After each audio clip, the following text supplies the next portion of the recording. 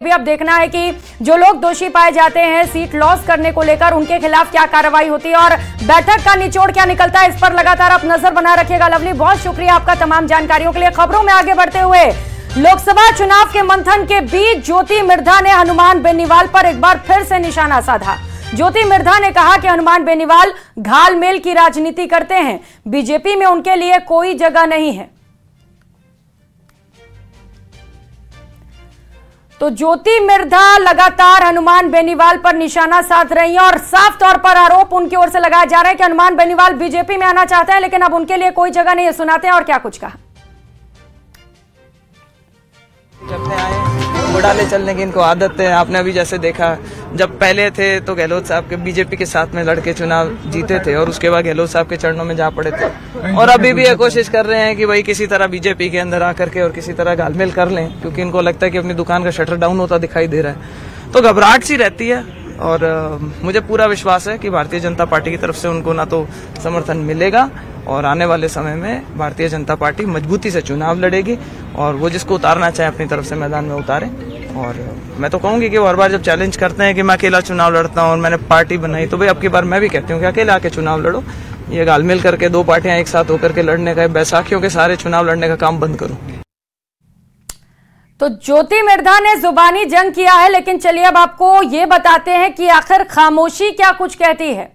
दरअसल डॉक्टर किरोड़ी लाल मीणा इस्तीफा देंगे या नहीं, ये तो वक्त तय करेगा, लेकिन जिस तरह के हालात बने हैं वो दूसरी तरफ इशारा कर रहे हैं। जयपुर में चुनाव नतीजों पर समीक्षा के दौरान मंत्री किरोड़ी लाल मीणा नहीं पहुंचे। इस रिपोर्ट में देखिए।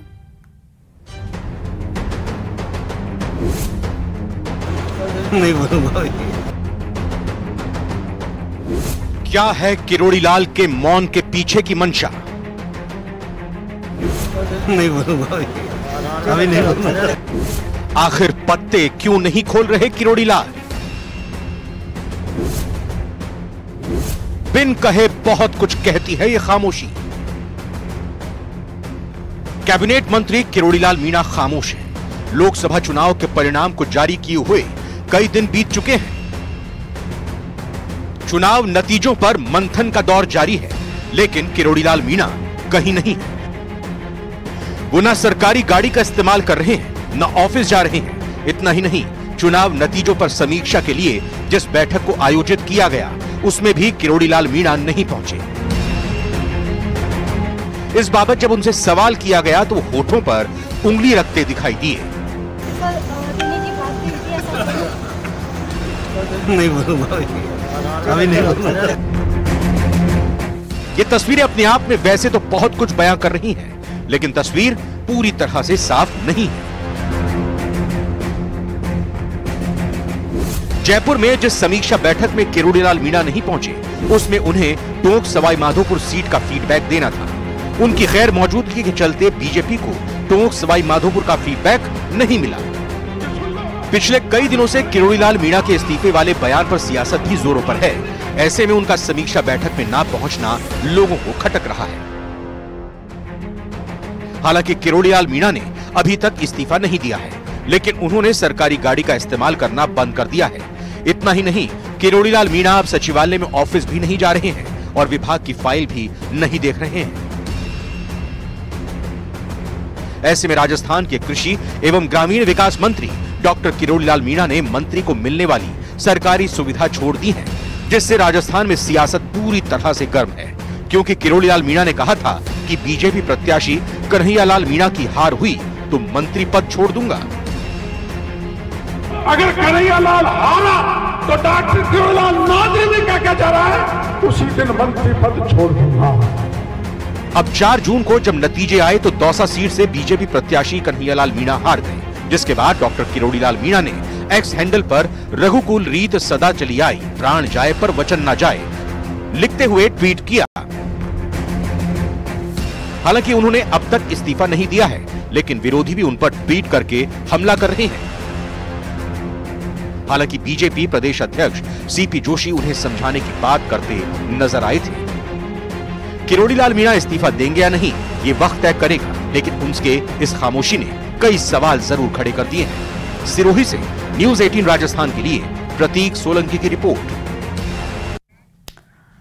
और अब बात आधी आबादी और पूरे वादे की। तृतीय श्रेणी शिक्षक भर्ती को लेकर भजनलाल सरकार ने बड़ा फैसला लिया है। मुख्यमंत्री भजनलाल शर्मा ने शुक्रवार को तृतीय श्रेणी शिक्षक भर्ती में महिलाओं को 50% आरक्षण देने का ऐलान किया। सरकार के इस फैसले का शिक्षकों ने जहां स्वागत किया, तो वहीं कांग्रेस ने सरकार पर तंज कसा है। देखिए इस रिपोर्ट में।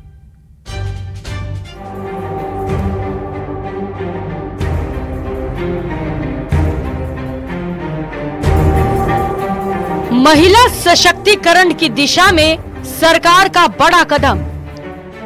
तृतीय श्रेणी शिक्षक भर्ती में महिलाओं को 50% आरक्षण। संकल्प पत्र के एक महत्वपूर्ण वादे को किया पूरा। प्रदेश की भजनलाल सरकार ने महिलाओं के सशक्तिकरण और उनके सर्वांगीण विकास की दिशा में संकल्प पत्र में जो वादा किया था, उसे पूरा करने की दिशा में कदम बढ़ा रही है। सीएम भजनलाल शर्मा ने तृतीय श्रेणी शिक्षक भर्ती में महिलाओं के लिए आरक्षण की सीमा 30% से बढ़ाकर 50% करने के लिए राजस्थान पंचायती राज अधिनियम में संशोधन के प्रस्ताव को मंजूरी दी है। सरकार के इस फैसले से महिला शिक्षक बेहद खुश है। वर्तमान सरकार ने महिलाओं के लिए 50% आरक्षण रखा है, जो महिलाओं के लिए एक प्रशंसनीय कदम है। सरकार का हम इससे तहे दिल से स्वागत करते हैं। ये कदम महिलाओं के लिए स्वास्थ्य, शिक्षा और स्वावलंबी के लिए बहुत उपयोगी है। मुख्यमंत्री के संवेदनशील निर्णय से राज्य में महिलाओं को बड़ा फायदा मिलेगा। उन्हें रोजगार के ज्यादा मौके मिलेंगे और वे आत्मनिर्भर होकर और सशक्त बन सकेंगी। राजस्थान सरकार द्वारा तृतीय श्रेणी अध्यापक भर्ती में महिलाओं के पद 50% आरक्षित करना एक शानदार कदम है। राजस्थान शिक्षक संघ एकीकृत राजस्थान के मुख्यमंत्री और राजस्थान के शिक्षा मंत्री का धन्यवाद ज्ञापित करता है। राज्य में तृतीय श्रेणी अध्यापक भर्ती परीक्षा में महिलाओं को 50% आरक्षण देने की घोषणा पर कांग्रेस नेता प्रताप सिंह खाचरियावास ने तंज कसा है। प्रताप सिंह खाचरियावास का कहना है कि आरक्षण तो तभी दिया जाएगा, पहले रोजगार तो पैदा कीजिए। जॉब्स तो निकालो। 50% आप, ये कांग्रेस सरकार की भी पॉलिसी थी कि हम राज में आएंगे तो 50% करेंगे, इन्होंने भी कहा था। अब इन्होंने आज कहा है, जब आप नौकरियां दोगे तभी तो ये मिलेगा 50% आरक्षण। नौकरी तो आप दे नहीं रहे एक भी आदमी को, आप तो लोगों की नौकरियां छीनने में लगे हुए। अभी आपकी नेगेटिव थिंकिंग है, पॉजिटिव थिंकिंग नहीं है सरकार की। नेगेटिव सारे काम कर रही है, हालात खराब है, कहां से आप नौकरी दोगे। आरक्षण बढ़ाए जाने के इस बड़े फैसले का ऐलान करते हुए सीएम ने सोशल मीडिया प्लेटफॉर्म एक्स में लिखा है कि सरकार बनने के बाद संकल्प पत्र का एक और वादा पूरा किया गया। बहरहाल सरकार के इस फैसले को महिलाओं के लिए रोजगार के नए अवसर के तौर पर देखा जा रहा है, जिस पर विपक्ष भले ही सियासत करे, लेकिन महिलाएं इस फैसले से बेहद खुश हैं। Bureau report, news 18 Rajasthan. और अब बात रिव्यू पर रार की करेंगे। गहलोत सरकार में बनाए गए 17 नए जिलों और 3 संभागों के रिव्यू के लिए भजनलाल सरकार ने कमेटी बनाई है, जिस पर कांग्रेस नेता पूर्व राजस्व मंत्री हेमाराम चौधरी की प्रतिक्रिया सामने आई। हेमाराम चौधरी ने कहा कि ये सपना देख रहे हैं, सभी नए जिले निरस्त नहीं हो सकते, नए जिले बन गए, इसका काम शुरू हो गया है।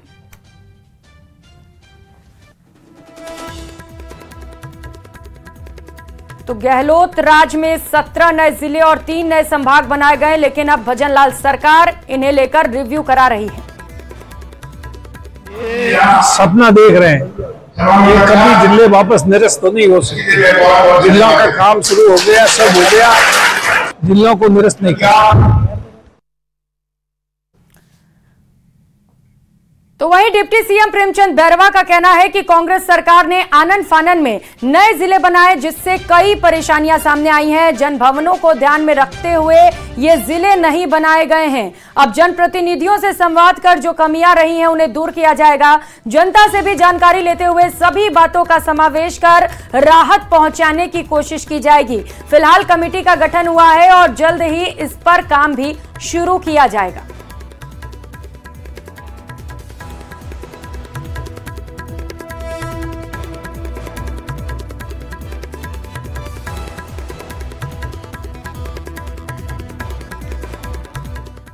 तो वहीं कानून मंत्री जोगाराम पटेल ने पंचायत निगम और नए बनाए गए जिलों को लेकर सरकार को गंभीरता से समीक्षा करने की बात कही। उन्होंने कहा कि पूर्व में गठित हुए नए जिले और पंचायत से लेकर नगर निगम के 2 हिस्सों में बांटे जाने को लेकर भाई भतीजावाद जैसे कई पहलुओं पर सरकार गंभीरता से समीक्षा कर रही है। सुनिए और क्या कहा। आप क्यों करे दिन बालदा दिन आया के वो काम करो नहीं आप क्यों थैंक यू चले मारो थैंक यू। उधर शिक्षा मंत्री मदन दिलावर ने संघ प्रमुख मोहन भागवत और संघ नेता इंद्रेश कुमार के बयान पर कहा कि किसी भी नेता या आम आदमी को कभी अहंकार नहीं करना चाहिए। हालांकि बीजेपी का बचाव करते हुए मंत्री दिलावर ने कहा कि प्रदेश और देश में बीजेपी की सबसे अधिक सीटें आई हैं। तो वहीं कांग्रेस विधायक डॉक्टर सुभाष गर्ग के बयान पर कहा कि भरतपुर में चोर लुटेरे और गुंडे उनके साथी हो गए थे, ऐसे में अब सरकार उनके खिलाफ कार्रवाई कर रही है।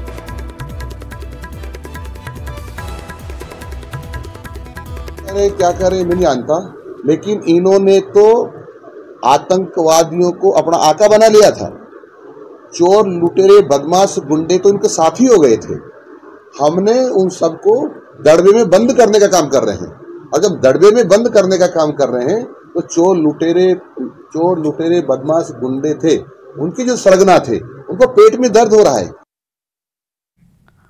और अब बात प्रसूताओं के लिए राहत वाली खबर की करेंगे। राज्य सरकार प्रसूताओं को मिलने वाली प्रधानमंत्री मातृ वंदन योजना की राशि में 1500 रुपए का इजाफा करने जा रही है। प्रदेश भर की सभी प्रसूताओं को इसका फायदा मिलेगा। पहले प्रधानमंत्री मातृ वंदन योजना के लाभार्थियों को 5000 रुपए की राशि मिलती थी, उन्हें अब ये राशि बढ़ाकर 6500 रुपए मिलेंगे। इसके लिए राज्य सरकार ने महिला एवं बाल विकास को राशि देने का प्लान बनाने के लिए निर्देश जारी किए हैं। केंद्र और राज्य सरकार की योजना से प्रसूता लाभान्वित होंगी। जिन महिलाओं का नजदीकी आंगनबाड़ी केंद्र में पंजीकरण होगा, उन्हीं महिलाओं को इसका फायदा मिलेगा।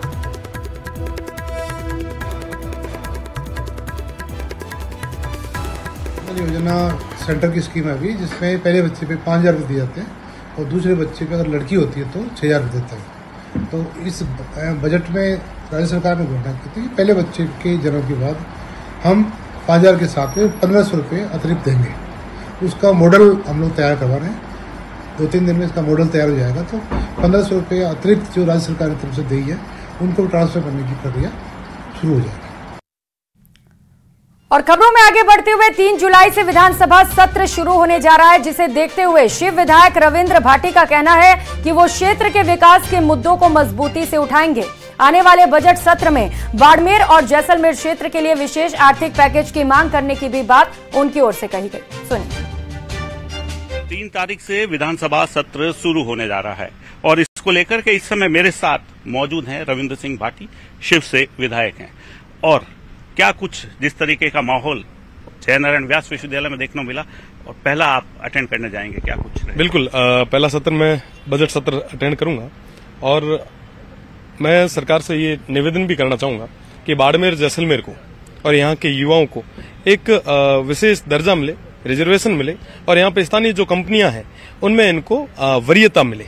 जाहिर सी बात है कि भौगोलिक रूप से हमेशा अभावों में रहे हम लोग, और आज जब यहाँ पे हम लोगों को इन तमाम युवाओं ने जब मौका दिया है, तो हमारी मुख्य रूप से मांग रहेगी कि हमारे इन युवाओं को रोजगार मिले, बिजली और पानी और शिक्षा, चिकित्सा और तमाम मूलभूत सुविधाएं हम लोगों को। रोजगार की बात कर रहे हैं, निश्चित तौर पर जिस तरीके से हब माना जाता है जोधपुर। तो वहीं अलवर पहुंचे केंद्रीय वन और पर्यावरण मंत्री भूपेंद्र यादव ने जगन्नाथ मंदिर में पूजा अर्चना की। साथ ही सर्किट हाउस में पत्रकारों से बातचीत में कई मुद्दों पर अपनी राय रखी। उन्होंने भरोसा दिलाया कि अलवर के सरिस्का को राष्ट्रीय और अंतर्राष्ट्रीय स्तर पर इको टूरिज्म के रूप में विकसित करने की कोशिश की जाएगी। साथ ही सरिस्का में इको सेंसिटिव जोन के सीमांकन को जल्द पूरा करवाने का भरोसा भी दिया। अलवर में पानी की समस्या के समाधान को उन्होंने अपनी पहली प्राथमिकता बताया। उन्होंने लोगों से एक पेड़ मां के नाम अभियान से जुड़ने की भी अपील की।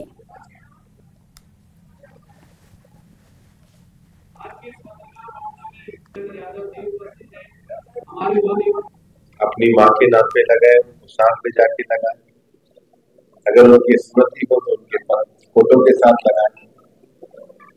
हम पेड़ लगाते तो हैं, लेकिन जब हम अपनी माँ के नाम पे पेड़ लगाएंगे, उसको संभालेंगे।